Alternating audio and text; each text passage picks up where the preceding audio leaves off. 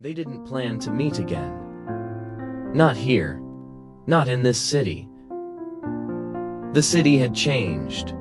New streets, new buildings. But the air still carried something familiar, a quiet weight that never truly left. They noticed each other slowly.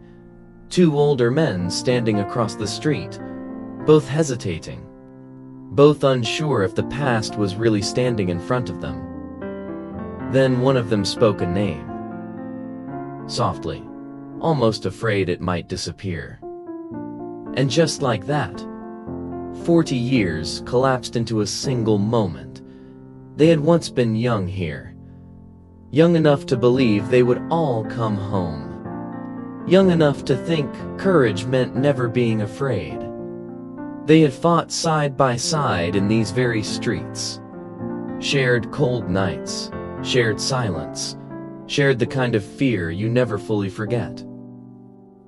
One of them never made it back when the others did. He was captured.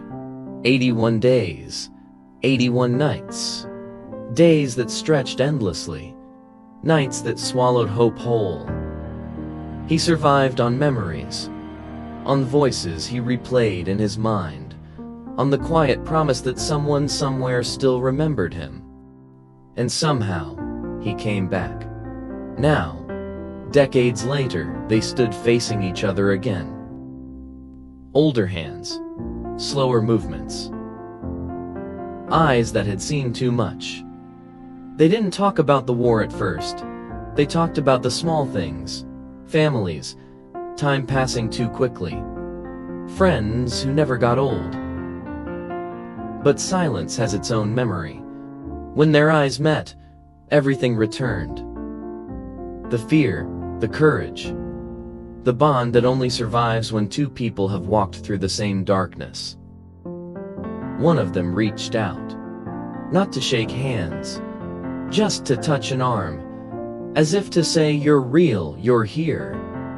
And in that moment, something softened. They stood there longer than necessary. Two men the world had changed, yet somehow spared enough to meet again.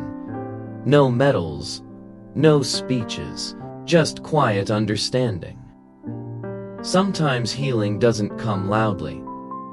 It arrives gently, in the presence of someone who remembers who you were when everything else was taken away. They parted without promises. No plans to meet again. Just a shared look that said everything words could not. And as they walked in opposite directions, both carried something lighter inside. Not because the past was gone, but because it had finally been seen.